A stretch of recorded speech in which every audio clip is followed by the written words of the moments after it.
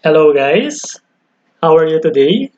Last time we talked about embroidery. Now that you have successfully identified the different tools and equipment used in embroidery, we will go on to our new lesson.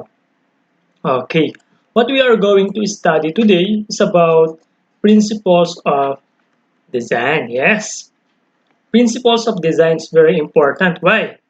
Because design, it describes the ways that artists use the element of art in a work of art.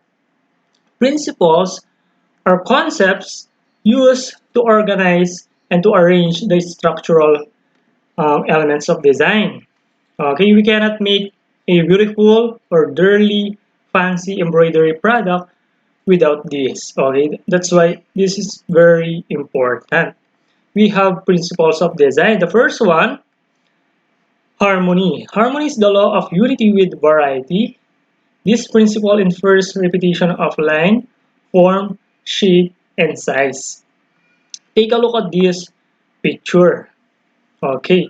Harmony, it is the visually satisfying effect of combining similar or related elements. It is the quality of wholeness or oneness. Because harmony or unity is the arrangement of elements to create a feeling of completeness. As you can see, this is a living area. Meron kang sofa, meron kang chair, meron kang table, meron kang flower vase, meron kang picture frame. Pero kapag wala ang isa dyan, hindi mo siya matatawag na or wala siyang harmony. Dapat kumpleto siya to create a feeling of completeness para matawag mo siyang harmony. Okay? Next. Proportion pertains to the relationship in size between a part and the whole. Take a look at this picture. Proportion is the relationship between two or more elements in a design and how they compare with one another. Let's say for example, if one figure is made to look larger compared to other figures in a composition, it is said that it is out of proportion and it is given greater importance. Dapat proportion siya, dapat pantay-pantay.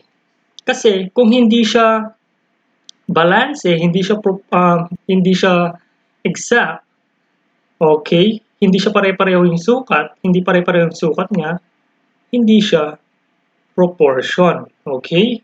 Next, balance may be produced in two ways, either formal or informal.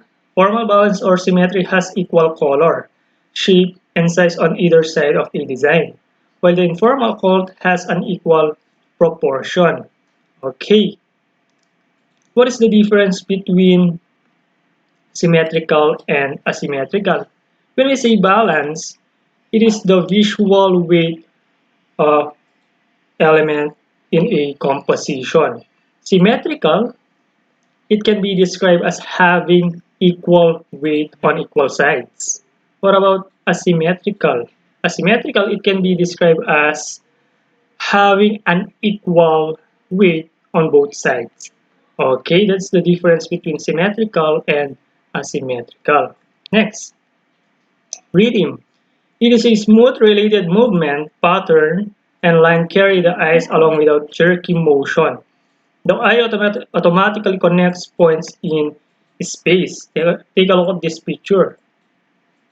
Rhythm is created when one or more elements of design are used repeatedly to create a feeling of organized movement. Let's say for example, yung kulay o disenyo ng kurtina nyo or kurtina mo ay ganun din yung kulay o disenyo ng iyong pillowcase or sapin ng iyong kama or higaan.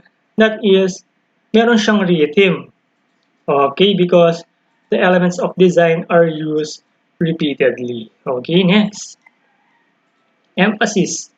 The eye is carried first to the most important part of the design and then to the other details in order of their importance. This is referred to as the center of interest of a design. Take a look at this. Emphasis is another important design element. Why? It is applied when artist wants to attract more attention. Let's say for example, kapag tinignan mo yung isang bagay at yung isang bagay lang doon ang nakapukaw ng iyong pansin, okay? That is the center of interest or center of attraction. Yung lagi mo lang nakikita, lagi mo lang napapansin, that is the center of interest. That is emphasis, okay? Next, we also have elements of design. First one is line. Line skeleton or basic foundation is sketched to direct the eye vertically or horizontally. Line is an element of art defined by a point moving in space. Okay, lines can be horizontal, vertical, diagonal, zigzag, and so on and so forth. Okay, without this, you cannot make your own design. Okay, that's why line is very important also. Next, texture. It refers to the surface appearance which is either rough or smooth, dull or glossy, and thick or thin. Because texture is the surface quality of an object.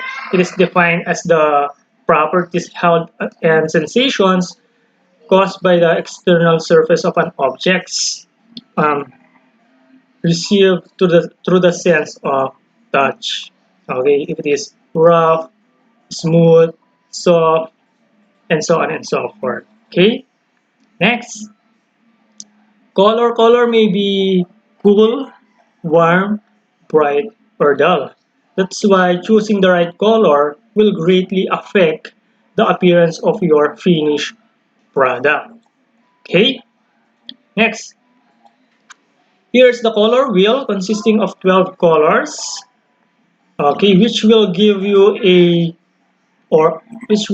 an idea to make successful choice of color. Okay. Okay.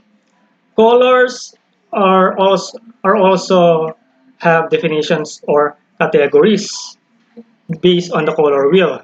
We have primary colors, red, yellow, and blue. Primary colors are the three pigment colors that cannot be mixed or formed by any combination of other colors.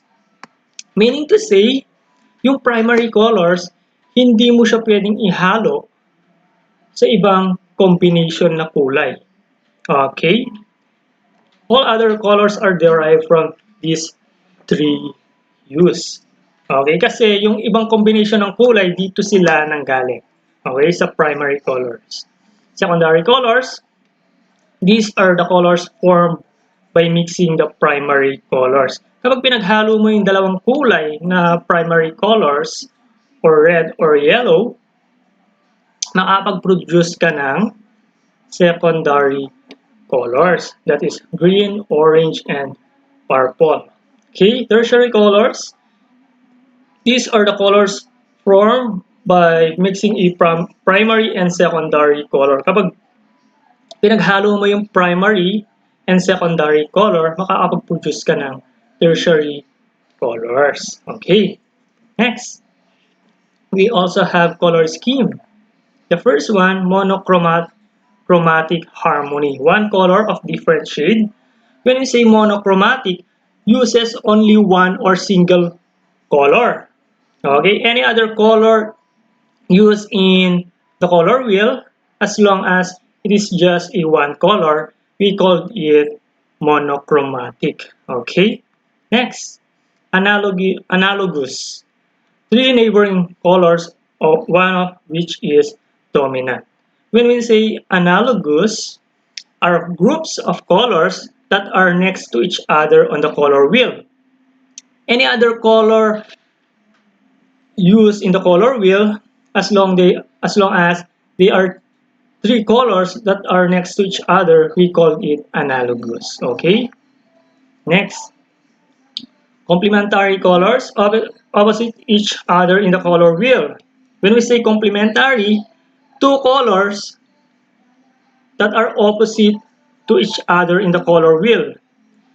Wherever two colors are positioned in the color wheel, as long as they are opposite to each other, we call it complementary.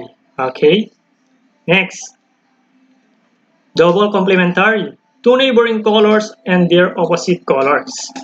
Double complementary, these are two colors that are next to each other and they are paired with two adjacent colors on the other sides. Okay?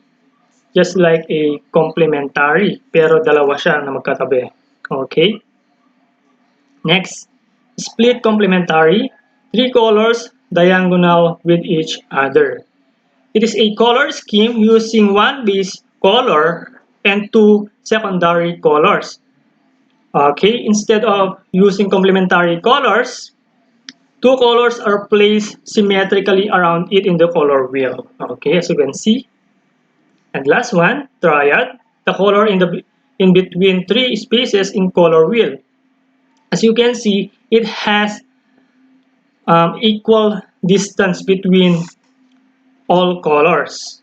Okay, all three colors are evenly distributed in the color wheel, as you can see. Okay, now, thank you for listening, guys. I hope you learned something from our lesson. And that's it. Thank you. See you next meeting. Okay?